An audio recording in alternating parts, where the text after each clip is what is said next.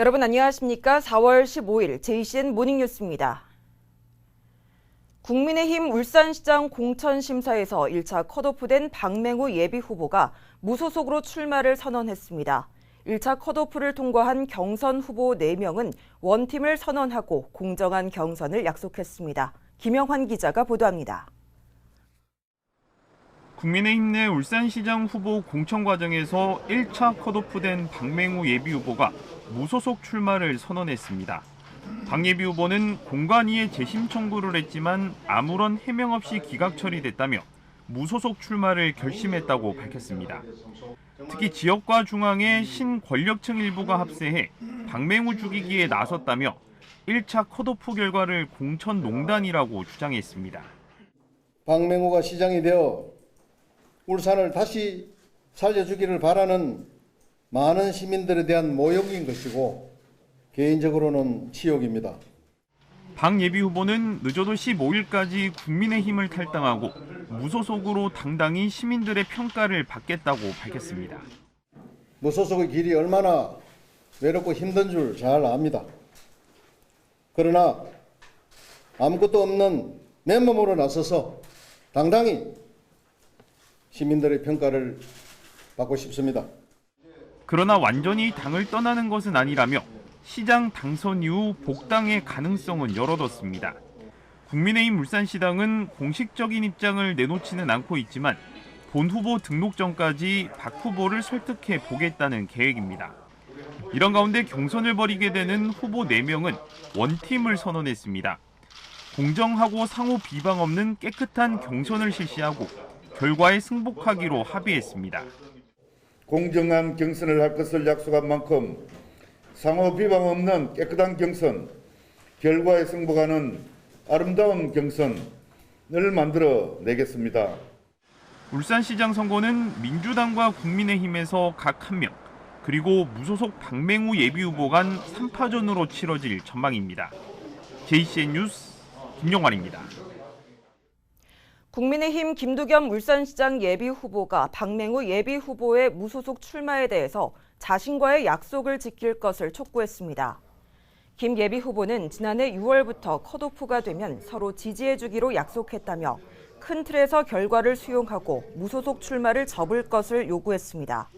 또 김 예비후보는 박 예비후보 측의 지지자 10여 명이 컷오프 이후 자신의 캠프에서 직책을 부여받기도 했다고 주장했습니다. 이에 대해 박맹우 예비후보는 조직 내 큰 이탈은 없다며 컷오프 시에 지지하기로 한 약속은 서로 생각하는 개념이 다른 것 같다고 반박했습니다. 국민의힘 울산시장의 공천관리위원회가 남구를 제외한 기초단체장 4곳에 대한 경선 일정을 확정했습니다. 동구는 강대길, 송인국, 천기옥, 홍유준 등 4명이, 북구는 강석구, 박천동, 윤도환 등 공천시청자의 전원을 대상으로 22일과 23일 양일간 경선을 실시하기로 했습니다. 중구와 울주군은 21일 컷오프를 실시한 뒤 27일과 28일 이틀간 경선이 진행됩니다. 해상풍력 울산시민추진단은 어제 기자회견을 열고 울산의 부유식 해상풍력 발전 사업에 대한 비난을 중단할 것을 촉구했습니다.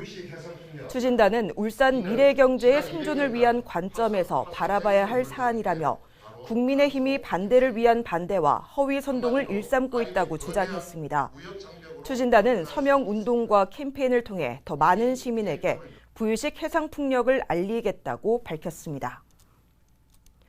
울산시가 오는 10월 울산에서 열리는 전국체육대회와 장애인 체육대회와 관련해서 특별교부세 20억 원을 확보했습니다. 이 예산은 종합운동장 주경기장의 개보수와 보조구장의 마사토 조성, 서부시민구장과 야구장 개보수 등에 사용됩니다. 경기장 개보수 사업은 6월에 완료될 예정입니다. 울산경찰청이 경찰특공대 창설을 추진합니다. 울산경찰청은 최근 충북 강원경찰청과 함께 행정안전부에 경찰특공대 창설을 위한 예산과 정원에 대한 심의를 요청했다고 밝혔습니다. 대규모 석유화학단지와 원전이 있는 울산은 테러 위험이 높은 지역인데도 불구하고 전국의 특광역시 중에 유일하게 경찰특공대가 없었습니다.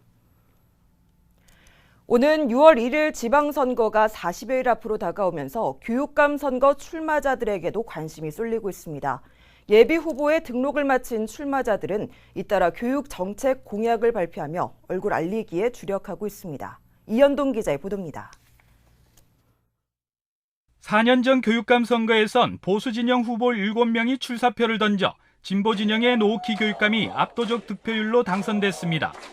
하지만 오는 6월 1일 치러지는 교육감 선거는 다른 양상을 보이고 있습니다. 노옥희 형 교육감에 맞서는 보수 진영 후보는 현재까지 2명뿐입니다. 장평규 울산혁신교육연구소 대표가 가장 먼저 출마를 공식화했고 김주영 전 울산대 정책대학원장도 교육감 선거에 도전장을 냈습니다.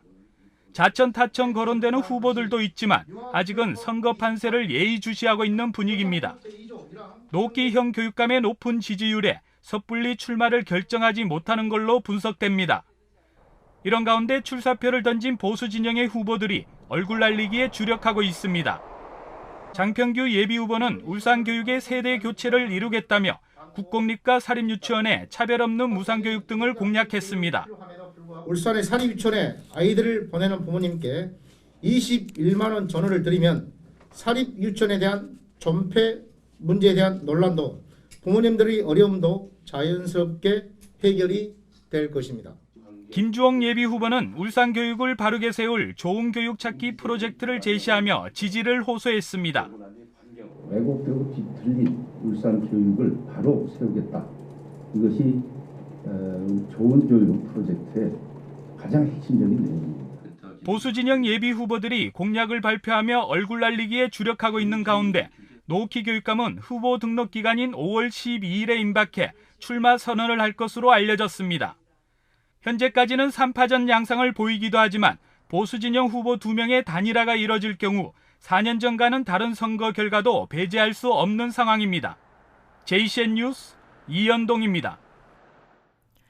더불어민주당 이동관 북구청장이 어제 북구청 프레스센터에서 기자회견을 열고 사람 중심 희망 북구의 완성을 위해서 북구청장 재선에 도전한다고 공식 선언했습니다. 이 북구청장은 지난 4년 동안 쉼없이 달리면서 여러 가지 사업들을 시작했지만 마무리할 시간이 부족했다며 더 좋은 세상을 만들고 더 나은 주민의 삶을 개선하기 위해 출마를 결심했다고 강조했습니다. 국민의힘 김두겸 울산시장 선거 예비 후보는 오늘 울산시의회에서 처리될 예정인 부울경 특별지방자치단체의 귀화간의 심의를 중단할 것을 촉구했습니다. 김 예비 후보는 심사숙고에 결정해야 하는 문제인데도 급하게 강행하는 것은 지방선거에 이용하려는 의심을 사기에 충분하다며 새로운 시장이 뽑히고 새로운 의회가 구성되면 재검토해서 결정해야 한다고 주장했습니다.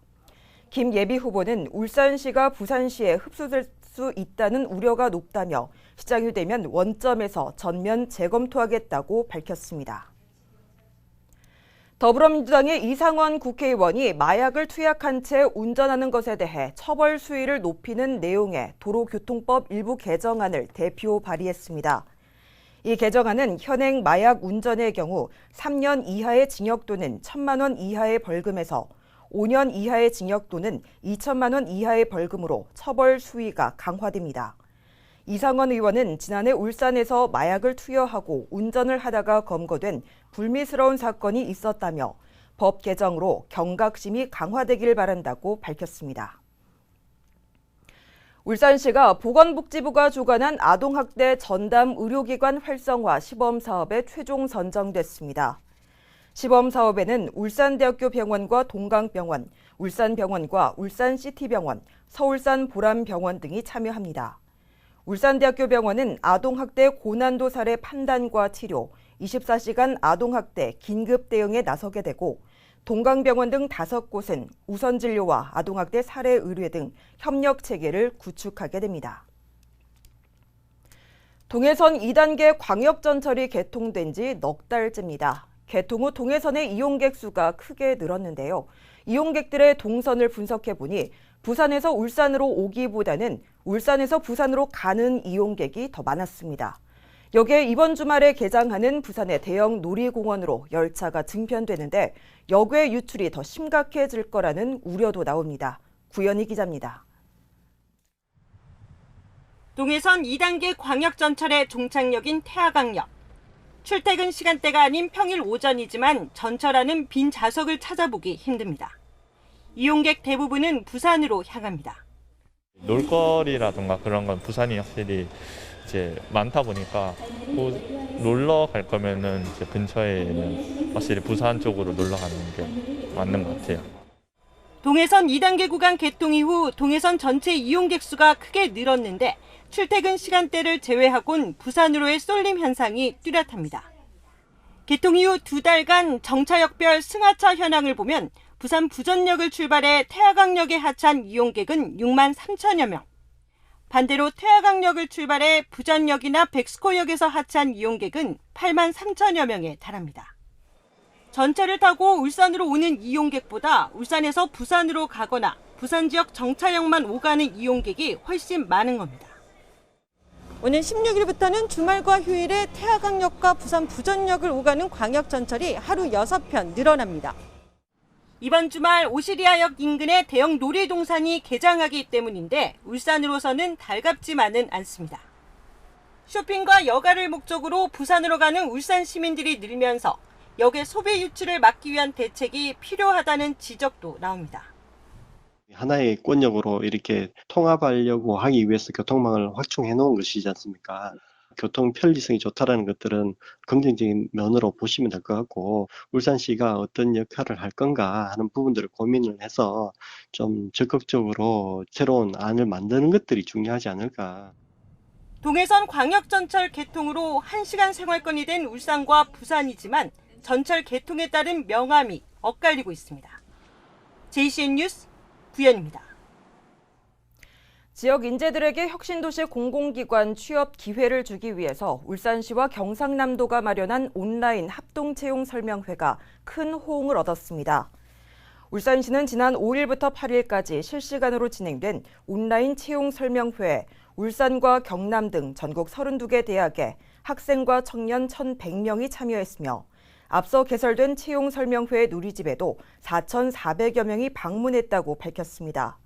특히 이번 채용 설명회는 메타버스 가상 공간에서 공공기관 담당자와 청년들이 1대1로 직접 만나서 소통하는 시간도 마련돼 청년들로부터 좋은 반응을 얻었습니다. 코트라 울산지원단은 울산시와 함께 지역 자동차 부품 업종 중소기업의 중국 진출을 지원하기 위해 시장 개척단 참가 기업을 모집한다고 밝혔습니다. 시장 개척단은 중국 베이징과 광저우, 시안, 창춘 등 4개 지역의 바이어와 온라인 상담을 주선하며 오는 6월 7일부터 7월 1일까지 상담을 진행하게 됩니다.